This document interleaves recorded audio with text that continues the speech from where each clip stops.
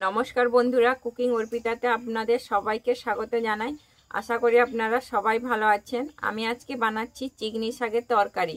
আমার যদি এই রেসিপিটা আপনাদের ভালো লেগে থাকে তাহলে আমার চ্যানেলে একটা লাইক ও একটা সাবস্ক্রাইব করে দেওয়ার অনুরোধ রইল। এই যে আমি নিয়ে নিয়েছি চিকনি শাক, মাঠের একদম টাটকা সবুজ চিকনি শাক। আমাদের এগুলো এখানে কিন্তু চাষ করা হয় না, এগুলো মাঠেই তুলতে পাওয়া যায়। তাই মাঠ থেকে তুলে নিয়ে এসেছি। আমি এবার চিকনি শাক বাছার সেরকম কিছু থাকে না, শুধু গড়াগুলো আমি বাদ দিয়ে দিয়েছি। আমি চিকনি শাকটা এবারে কেটে নেব। আমি এমনি শাকে কিন্তু অনেক প্রোটিন থাকে, যেহেতু মাঠের শাক কোনো তো সার দেওয়াই হয় না, এমনিতেই পুষ্টিগুণে ভরা। আর চিকনি শাক কিন্তু আমাদের হাম বসন্তের জন্য খুবই ভালো। আমি চিকনি শাকটা কেটে নিয়েছি, এবারে আমি পরিষ্কার করে শাকটাকে ধুয়ে নেব।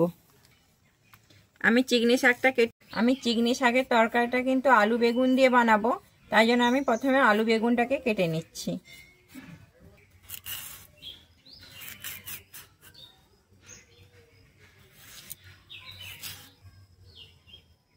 আমি আলুটা কিন্তু একদম ছোট ছোট করেই আমি এরপরে বেগুনটাও কেটে নিচ্ছি। আমি বেগুনটাও ঠিক ছোট ছোট করেই কেটে নেব।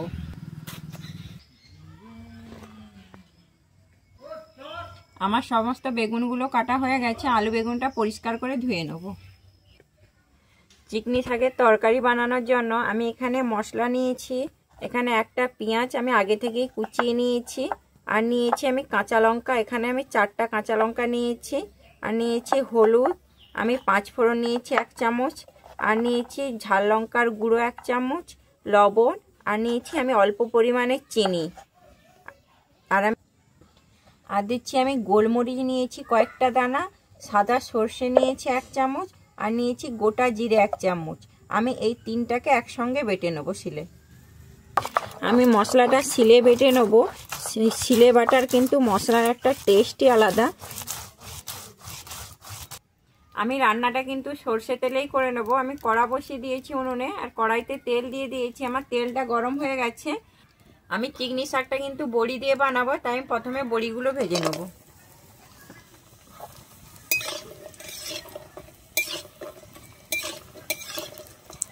আমার বড়িটা ভাজা হয়ে গেছে, আমি বড়িটা এবারে তুলে নেব।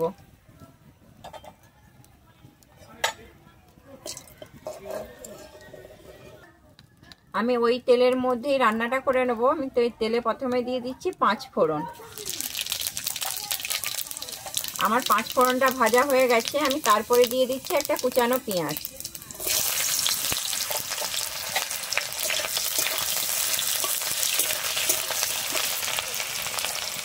আমি এরপরে এখানে দিয়ে দিচ্ছি চেরা কাঁচা লঙ্কাটা।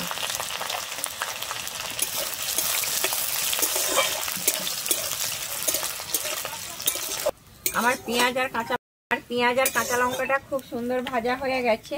এরপরে আমি এই দিয়ে দিচ্ছি এখানে ঝাল লঙ্কার গুঁড়োটা।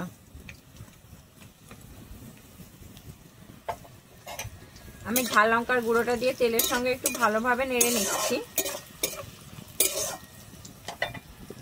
আমি এখানে তারপরে দিয়ে দিচ্ছি কেটে রাখা আলু বেগুনটা।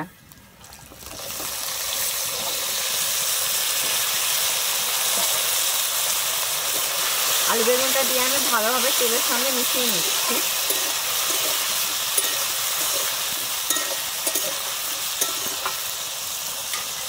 আমি তারপর এখানে দিয়ে দিচ্ছি পরিমাণ মতো লবণ,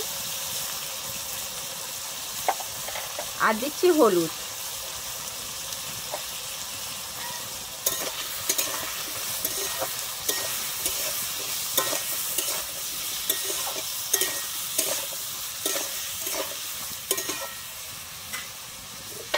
আমি এবারে ঢেকে দিচ্ছি 1 থেকে 2 মিনিটের জন্য। আমার 2 মিনিট হয়ে গেছে, আমি ঢাকনাটা খুলে দেখে নিচ্ছি। আমি আলু বেগুনটা কিন্তু আবার একটু নেড়ে দিচ্ছি। আমি আলু বেগুনটা কিন্তু একটু ভালো করে ভেজে নেব, তাই আমি আবারও ঢেকে দিচ্ছি। আমি আবারও ঢাকনাটা খুলে দেখে নিচ্ছি। আলু বেগুনটা কিন্তু আবারও আমি ভালোভাবে একটু নেড়ে নিচ্ছি। আমার আলু বেগুনটা ভাজা হয়ে গেছে। আমি এরপরে দিয়ে দিচ্ছি কেটে রাখা চিকনি শাকটা।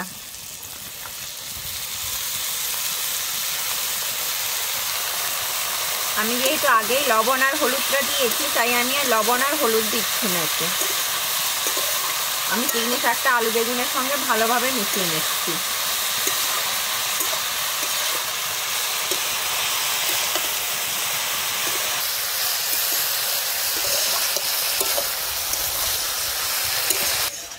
আমার চিংড়ি শাকটা কিন্তু খুব ভালোভাবে আলু বেগুনের সঙ্গে আমি মিশিয়ে নিয়েছি।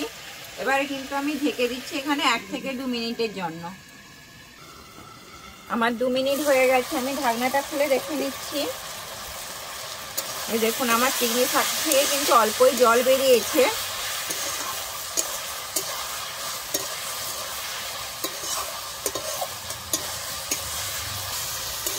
আমি আবারও ঢাকা দিয়ে দিচ্ছি। আমার যতক্ষণ না জলটা শুকনো হয় ততক্ষণ কিন্তু আমি ঢাকনা দিয়ে এইভাবে করে নেব। আমি ঢাকনাটা খুলে দেখে নেব। আমি আগেই বলেছিলাম যে আমি জলটা কিন্তু শুকিয়ে নেব। আমার জলটা কিন্তু সম্পূর্ণ শুকনো হয়ে গেছে। আমি এরপরে দিয়ে দিচ্ছি এখানে বেটে রাখা মশলাটা।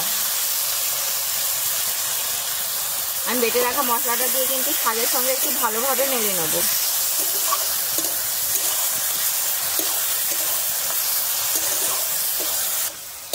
আমি মশলাটা কিন্তু শাকের সঙ্গে খুব ভালোভাবে কষিয়ে নিয়েছি।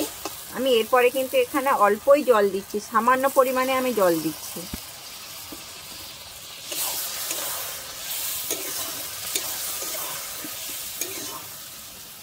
আমি এরপরে দিয়ে দিচ্ছি এখানে ভেজে রাখা বড়িটা। বড়িটা আমি কিন্তু গুঁড়ো করে নিয়েছি। আর দিচ্ছি অল্প পরিমাণে চিনি। চিনিটা আপনারা দিতে পারেন, নাও দিতে পারেন। যেহেতু চিংড়ি শাক একটু কষাতে ভাব লাগে, তাই জন্য আমি এখানে চিনিটা দিচ্ছি।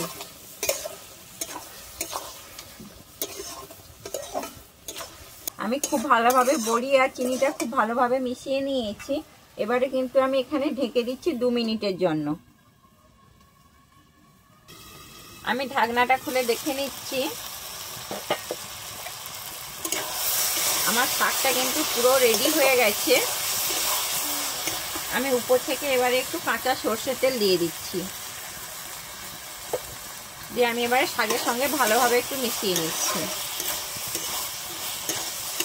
শাকে কিন্তু কাঁচা সরষের তেল দিলে খেতে খুবই ভালো লাগে। আমি এবারে নামিয়ে নিচ্ছি।